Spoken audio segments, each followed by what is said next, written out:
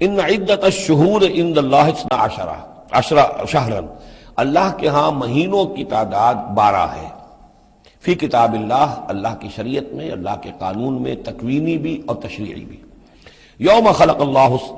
السماوات والارض، جس دن سے کہ اللہ تعالیٰ نے پیدا کیا آسمان اور زمین کو، منہا اربعۃ حرم، ان میں سے 4 مہینے ہیں محترم، جن کو کہ اشہر حرم کہتے ہیں، جن میں جنگ وغیرہ جو ہے وہ جائز نہیں تھی۔ ذالک الدین القیم، یہ ہے سیدھا دین، ہمیشہ کا ضابطہ اور قانون۔ فلا تظلموا فیہن انفسکم، تو ان کے معاملے میں اپنے اوپر ظلم نہ کرو۔ وہ ظلم کیا کرتے تھے؟ قریش کی اپنی مصلحت ہوئی کہ کوئی مہم انہیں کوئی لڑائی کا معاملہ ہے ان کے درپیش ہے، وہ کہتے تھے اس سال یا اشہر حرم فلاں کی بجائے فلاں مہینے ہوں گے،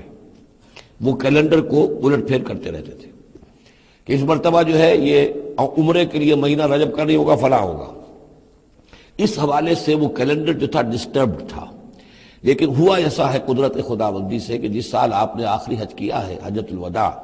تو اس سال وہ ساری جو غلطیاں ہوتی ہیں اس کے بعد وہ جو اس کا مجموعی اور آخری نتیجہ یہ تھا کہ صحیح جگہ پر وہ کیلنڈر آ گیا تھا۔ اسی لیے حضور نے اپنے خطبہ حجۃ الوداع میں کہا ہے کہ استدار الزمان کہیئتہ یوم خلق اللہ السماوات والارض، یہ زمانہ اور یہ کیلنڈر جو ہے، تقویم جو ہے، یہ پورا چکر لگا کر ساری غلطیوں اور ترمیموں میں سے ہو کر اب ٹھیک اسی جگہ پر پہنچ گئی ہے جس مقام پر کہ اللہ نے، جس تقویم پر کہ اللہ تعالیٰ نے آسمان اور زمین کو پیدا کیا تھا، اور آج کے بعد سے ان مہینوں کے اندر کوئی الٹ پھیر نہیں ہو سکے گا۔